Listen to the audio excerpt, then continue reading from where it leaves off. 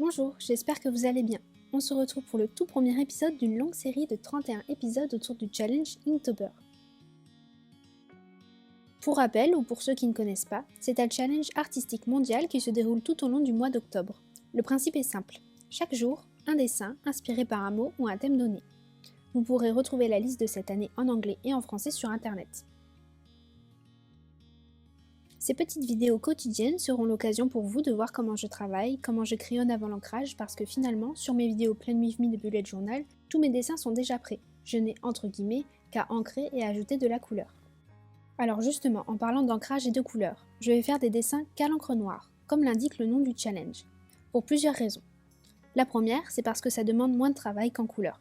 Et que comme j'ai décidé de faire ce challenge en le combinant à un défi personnel d'une vidéo par jour, je n'avais pas trop envie de me surcharger.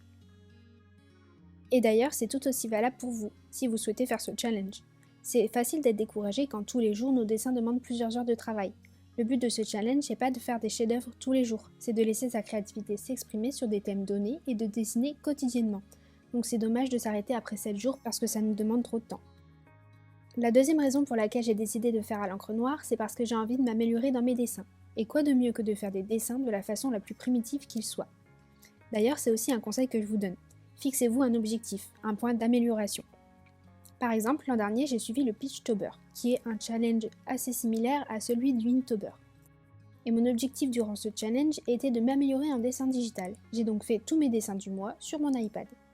De la même façon, lors d'un challenge artistique Dessinons l'été initié par Julie alias le Bugeot bruxellois, qui avait duré tout l'été 2023, j'avais choisi comme piste d'amélioration l'aquarelle et j'avais fait tous mes dessins à l'aquarelle. Et mine de rien, que ce soit avec le Pitchtober pour les dessins digitaux ou le Dessinons l'été pour l'aquarelle, j'ai progressé et j'ai surtout apprivoisé mon médium. Et c'est l'essentiel. Vous avez gagné en expérience et vous avez pris du plaisir.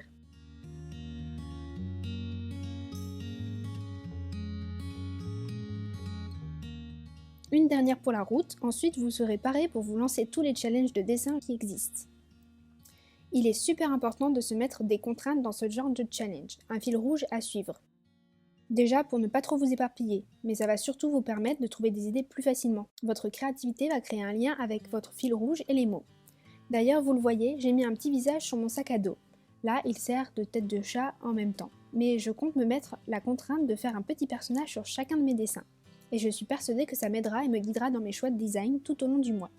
Puis c'est aussi super satisfaisant à la fin du mois de voir un point commun et une unité dans les 31 dessins que l'on a fait. Enfin voilà, mes petits conseils pour tenir un challenge. Je récapitule. Choisir des dessins et du matériel qui ne demandent pas trop de temps au quotidien. Se fixer des objectifs pour vous permettre de vous améliorer avec un médium, un style ou quoi que ce soit qui vous fait envie. Et choisir un fil rouge, une contrainte ou même plusieurs, mais attention à ne pas vous bloquer non plus. Ce ne sont pas des règles obligatoires, loin de là, mais ce sont des conseils qui, je pense, pourront vous être utiles pour débuter ce genre de challenge. Bon, on a déjà bien avancé dans le dessin, mais comme c'était la première vidéo, j'ai préféré exposer tout ce que j'avais à dire sur ce challenge. Ne vous en faites pas, les prochaines vidéos seront moins parlées je pense. Déjà parce que c'est long à faire, et aussi parce que je n'aurai que le dessin et les réflexions qui m'ont traversé l'esprit pour agrémenter les vidéos puisque les bases sont maintenant posées. Du coup, comme vous l'avez vu dans le titre, dans la liste de mots ou au fur et à mesure de la vidéo, le thème de ce premier jour était sac à dos. J'ai d'abord préparé tout mon dessin au Criterium pour pouvoir corriger les lignes par rapport à la perspective ou à l'harmonie du dessin, pour pouvoir être libre de modifier mon trait. Ça permet aussi de pouvoir laisser sa créativité tester des idées sans que ce soit définitif. J'ai ensuite estampé mes traits avec une gomme mie-de-pain pour pouvoir ancrer mon dessin.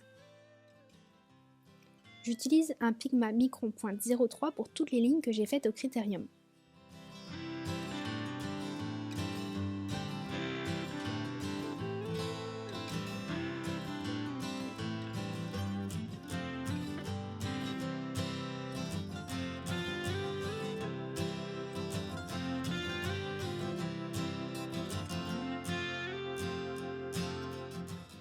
J'ajoute ensuite des ombrages pour donner du relief et de la vie au dessin en faisant des hachures toujours dans le même sens et d'un espacement assez constant.